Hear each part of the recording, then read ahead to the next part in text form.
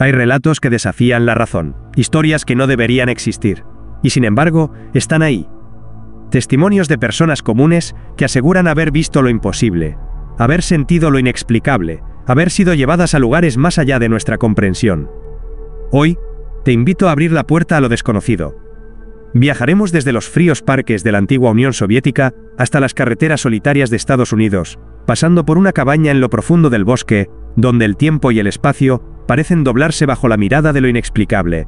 3 casos, 3 encuentros imposibles, 3 enigmas que siguen sin respuesta. El caso Voronezh, el inquietante testimonio de Betty y Barney Hill, y las perturbadoras experiencias de Whitley Strieber. ¿Son alucinaciones, manipulaciones mentales o contactos reales con entidades de otro mundo? Prepárate, porque estás a punto de adentrarte en una dimensión donde la lógica no tiene poder, y donde los secretos del universo podrían estar más cerca de lo que crees. Bienvenido a los archivos del misterio.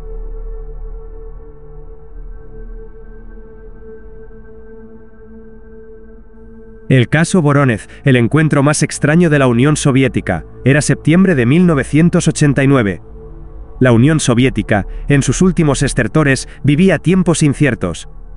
Las estructuras del poder comenzaban a agrietarse, la economía se tambaleaba y el pueblo, confundido, esperaba señales de un futuro que parecía cada vez más incierto.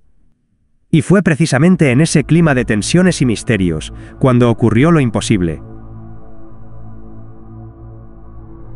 En una tarde cualquiera, como tantas otras, un grupo de niños jugaba en un parque en Voronezh, una ciudad industrial, a unos 500 kilómetros al sur de Moscú. Corrían, reían, se perseguían entre los árboles dorados del otoño ruso, ajenos a todo, como solo pueden serlo los niños. Pero esa tarde no terminaría como las demás. Esa tarde, el cielo se abriría, y lo desconocido descendería a la tierra. Una luz en el cielo fue lo primero que llamó su atención. Un resplandor anaranjado, pulsante, como si fuera un corazón latiente en lo alto. No era un avión, ni un helicóptero. Se movía en silencio absoluto, como flotando en una danza imposible. Algunos de los niños corrieron a buscar a los adultos. Otros se quedaron allí, fascinados o paralizados por algo que todavía no comprendían. De pronto, el objeto comenzó a descender lentamente. Su forma era extraña, no era un platillo ni un cilindro. Testigos aseguraron que parecía una nave esférica, metálica, con luces parpadeantes de tonos púrpuras y rojos. Se posó suavemente sobre el suelo del parque, frente a los ojos atónitos de los presentes, y entonces se abrió una compuerta.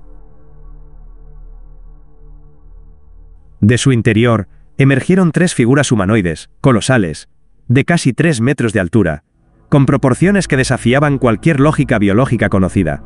Llevaban trajes metálicos ajustados al cuerpo, de un material que nadie pudo identificar. Pero lo más inquietante estaba en sus rostros. Tenían 3 ojos, 2 donde se esperaría encontrarlos, y un tercero centrado en la frente como un ojo que lo veía todo. Uno de los seres portaba un objeto redondo en el pecho, una especie de disco reluciente que parecía emitir pulsos de energía. A su lado, caminaba una criatura robótica, una figura metálica de movimientos mecánicos, que parecía acompañarlos como un centinela. Los testigos, al menos 20, entre niños y adultos, dijeron que los seres no hablaban, pero sus intenciones se sentían. Algunos afirmaron que podían escuchar pensamientos extraños en sus cabezas, como si aquellas entidades se comunicaran telepáticamente. Uno de los niños, según el relato, gritó del susto y trató de correr, pero entonces uno de los seres lo miró fijamente, y el niño desapareció. Literalmente, como si se hubiera desvanecido del aire. Minutos después, el mismo niño reapareció, confundido y llorando, sin recordar qué había ocurrido en ese lapso. Y así como llegaron, los seres se dieron vuelta, regresaron a la nave, y ésta se elevó en silencio, perdiéndose entre las nubes. Todo volvió a la normalidad, o al menos, eso parecía. El caso habría quedado como una historia de niños impresionables, si no fuera porque al día siguiente, la agencia estatal soviética TASS, la más oficial de todas, publicó el suceso en sus boletines. Y lo hizo sin burlas, sin ironía, simplemente informando. Esto causó un revuelo inmediato. Periodistas, científicos y hasta militares acudieron al parque. Lo que encontraron les heló la sangre. Huellas circulares en el suelo, donde la hierba parecía quemada. y rastros de una sustancia metálica que no pudieron identificar. Algunos análisis hablaban de residuos con niveles inusuales de radiación. Los niños fueron entrevistados por separado, y todos contaron lo mismo, con detalles que coincidían sorprendentemente. No había contradicciones ni titubeos. Incluso adultos que se encontraban cerca del parque afirmaron haber visto la luz, la nave y las figuras. Uno de los investigadores soviéticos declaró ante la prensa: «Esto no es una leyenda urbana, aquí pasó algo, y es nuestra responsabilidad descubrir qué fue». Desde entonces, el caso Voronezh ha sido motivo de debate en círculos ufológicos de todo el mundo. Algunos sostienen que se trató de una abducción fallida, una especie de contacto accidental que no debió haber ocurrido. Otros aseguran que fue un experimento militar encubierto de la propia URSS. Se ha sugerido que los niños fueron expuestos a algún tipo de arma psicológica o tecnología secreta, quizás para probar reacciones mentales frente a entidades artificiales. Una de las teorías más desconcertantes sostiene que no eran extraterrestres, sino entidades interdimensionales, capaces de manipular la percepción del tiempo y el espacio, apareciendo fugazmente en nuestra realidad antes de desvanecerse. Algunos testigos afirmaron que, en los días posteriores al encuentro, sufrieron sueños recurrentes, alucinaciones y una sensación de ser observados. ¿Una secuela del trauma? ¿O un efecto secundario del contacto? Hoy, décadas después, el caso sigue sin explicación oficial. Los archivos se mantienen ocultos o han desaparecido. Los testigos, ya adultos, han mantenido sus versiones con el paso del tiempo. Muchos aseguran que aquel día vieron algo que cambió su vida para siempre. Y así, en medio del fin de una era, cuando el imperio soviético se desmoronaba, una grieta se abrió en el cielo sobre Voronezh. Y algo, o alguien, cruzó al otro lado. Tal vez para observarnos. Tal vez para advertirnos. O quizá, simplemente, para recordarnos que no estamos solos.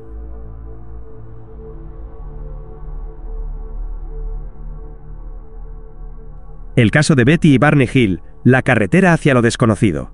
La noche del 19 de septiembre de 1961 parecía una más en el estado de New Hampshire.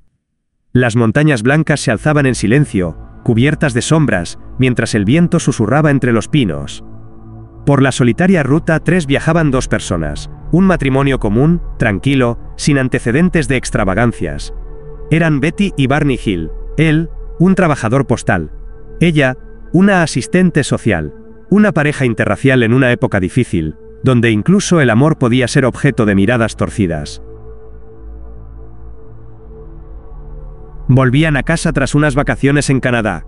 El reloj marcaba las 10:30 de la noche cuando notaron una luz brillante en el cielo, moviéndose erráticamente. Al principio pensaron que era una estrella, luego un avión. Pero la luz parecía seguirlos, descendiendo y ascendiendo con movimientos imposibles para cualquier aeronave conocida. Con cada minuto, la tensión crecía. Barney detuvo el coche varias veces, intentando identificar el objeto. Usando binoculares, pudo ver una forma en forma de disco, con ventanas iluminadas y figuras humanoides dentro. Afirmó que podía ver algo, alguien, mirándolos desde arriba. El miedo los invadió. Barney gritó a Betty que volvieran al coche, y aceleró desesperado. La luz los seguía, como un depredador jugueteando con su presa. Entonces, algo extraño ocurrió. Un zumbido metálico envolvió el coche. Ambos perdieron la conciencia por un instante. No fue un sueño. Fue como si el tiempo se desvaneciera, como si el mundo se apagara brevemente. Cuando despertaron, estaban a casi 56 kilómetros de donde habían estado momentos antes. El reloj del coche se había detenido, y sus relojes de pulsera también. 2 horas habían desaparecido. Tiempo perdido, inexplicable. Cuando llegaron a casa, algo no estaba bien. Sus ropas estaban dañadas. Los zapatos de Barney tenían raspaduras extrañas. Betty tenía una sensación extraña en el abdomen, como si algo le faltara. Ambos sentían una ansiedad inexplicable. No podían dormir. No podían pensar con claridad, como si algo los persiguiera, desde adentro.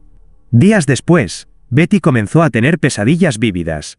Recordaba ser conducida a una sala metálica, con paredes frías e incoloras. Figuras delgadas, de grandes ojos negros, le realizaban exámenes médicos, introducían agujas en su cuerpo, recolectaban muestras. Pero lo más inquietante era su expresión, No parecían malvados, solo clínicos, distantes, como científicos examinando a un animal curioso. Barney también comenzó a experimentar flashbacks.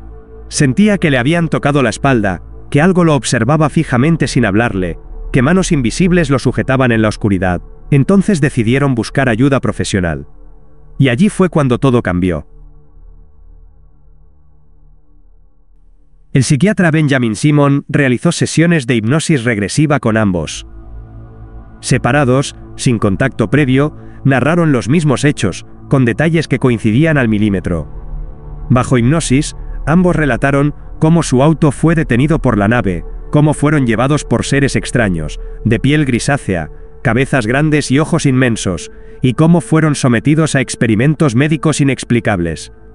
Describieron salas metálicas, instrumentos extraños, y un aparente intento de los seres por tranquilizarlos, como si estuvieran conscientes del trauma que provocaban. Uno de los detalles más impactantes fue que Betty mencionó que uno de los seres le mostró un mapa estelar, señalándole de dónde venían. Décadas después, ese mismo patrón de estrellas fue relacionado con Zeta Reticuli, un sistema binario a 39 años luz de la Tierra, invisible al ojo humano pero conocido por astrónomos. ¿Cómo pudo saber eso una mujer sin conocimientos astronómicos? Este fue el primer caso de abducción alienígena reconocido públicamente en la historia moderna. La historia de Betty y Barney Hill fue publicada en revistas, luego en libros, y en 1975 se adaptó a una película para televisión. Pero no todos aceptaron su versión. Los escépticos sugirieron que las pesadillas fueron inducidas por el estrés de ser una pareja interracial en una época hostil, o que ambos fueron víctimas de una alucinación compartida. Otros insinuaron que el caso fue manipulado por agencias secretas como la CIA, para ocultar experimentos de control mental, o incluso encuentros reales clasificados como de alta seguridad. Sin embargo, algo perturbador se oculta entre líneas. El coche de los Hill presentó manchas circulares quemadas en la parte posterior. Instrumentos de medición detectaron campos magnéticos inusuales justo en esas zonas. Sus relojes nunca volvieron a funcionar. Y Betty continuó teniendo sueños y visiones durante años, muchos de los cuales describían tecnologías y conceptos médicos que aún no existían en la década del 60. ¿Fue un encuentro real? ¿Una manipulación mental? ¿Un experimento psicológico? ¿O la prueba de que ya estamos siendo observados, desde mucho antes de lo que creemos? Betty vivió hasta 2004 y nunca cambió su versión. Siguió hablando del encuentro hasta sus últimos días. Barney murió en 1969, siempre convencido de que algo los había sacado del mundo aquella noche. Y la carretera por la que viajaban aún existe. Muchos dicen que, si conduces por allí en ciertas noches sin luna, puedes sentirlo. El silencio denso, la electricidad en el aire, la sensación de que no estás solo, porque quizás nunca lo hemos estado.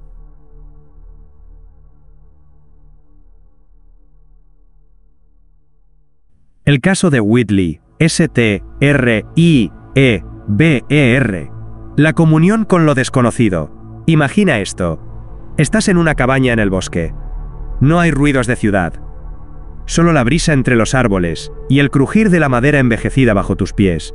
Afuera, la nieve cubre la tierra como un velo silencioso.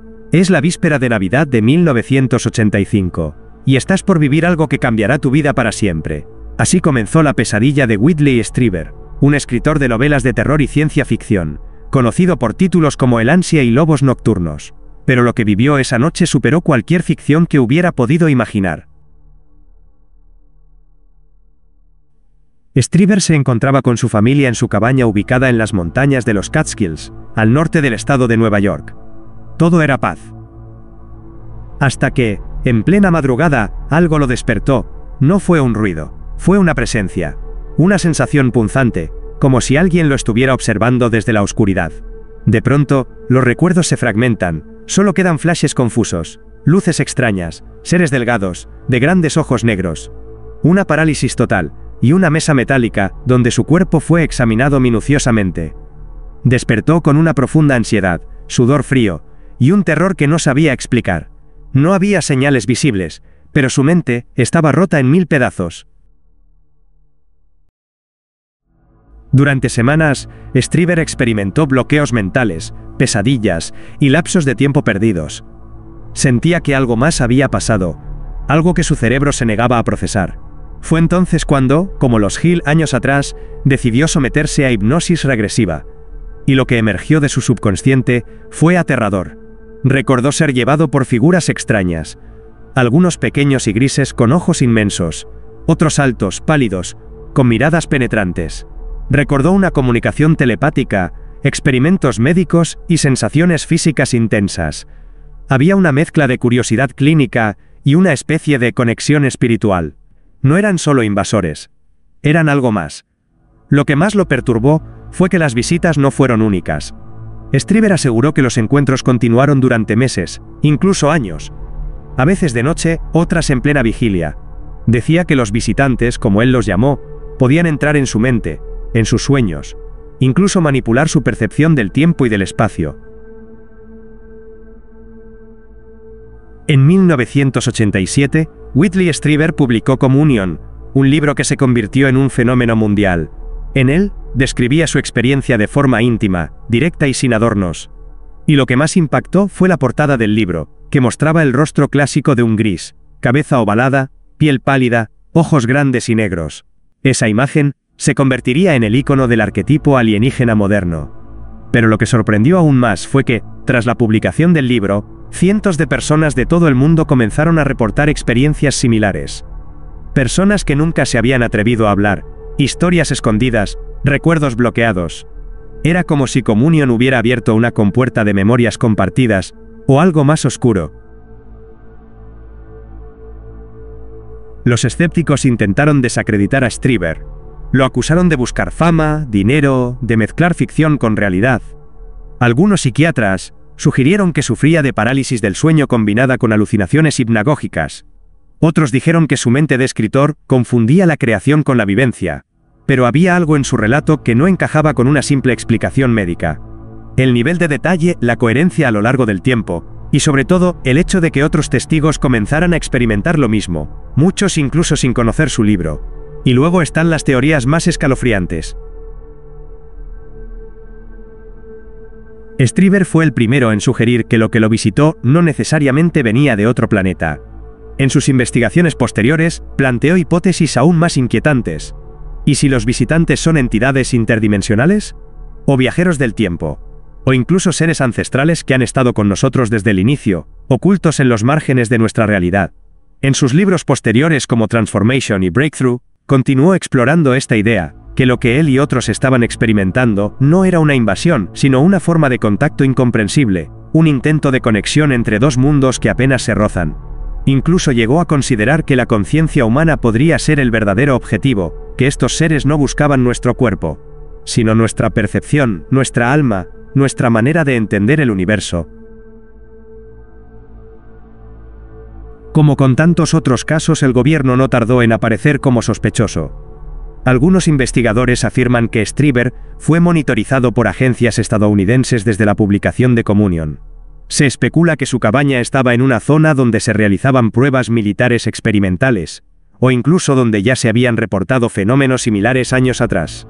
Otra teoría sugiere que el propio gobierno estadounidense ha estado en contacto con estas entidades desde hace décadas, y que la experiencia de Strieber fue parte de un programa de observación o manipulación de sujetos psíquicamente sensibles.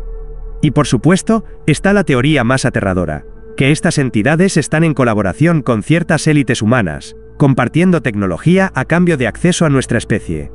Una especie de tratado interdimensional, del que nadie habla, pero del que todos sospechan. Whitley Strieber nunca se retractó. Y hasta el día de hoy, continúa afirmando que sus experiencias fueron reales. No pide que le crean, solo que escuchen. Porque, al final, lo que más perturba de su historia no es lo que cuenta, sino lo que insinúa, que estamos rodeados por realidades que no entendemos, que nuestros recuerdos pueden ser manipulados, que nuestros sueños pueden no ser solo nuestros, y que, quizás, al cerrar los ojos por la noche, alguien, o algo, nos está observando desde el otro lado del velo.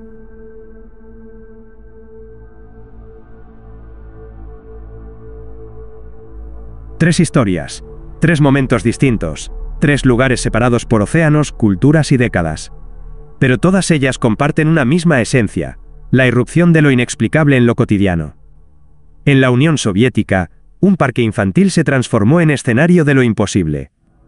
En Estados Unidos, una pareja común fue arrastrada fuera de su realidad una noche estrellada.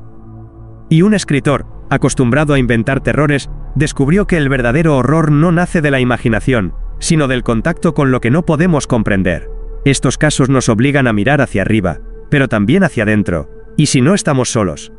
Y si lo que consideramos ciencia ficción es apenas una máscara para ocultar una verdad más profunda, y si lo imposible no es más que lo no aceptado. Las teorías son muchas: visitantes de otros mundos, experimentos gubernamentales, seres interdimensionales, proyecciones psíquicas, viajeros del tiempo. Y aún así, nada encaja del todo. Tal vez, y solo tal vez, estos encuentros no buscan respuestas, sino despertar preguntas. Porque cuando abrimos esa puerta hacia lo desconocido, no estamos ante un final, sino ante el inicio de un nuevo tipo de conciencia. Y esa, quizás, es la lección más inquietante de todas. Que el misterio no está allá afuera. Está aquí, con nosotros, esperando a que lo miremos a los ojos. Cierra los ojos esta noche, y dime, ¿y si te eligen a ti?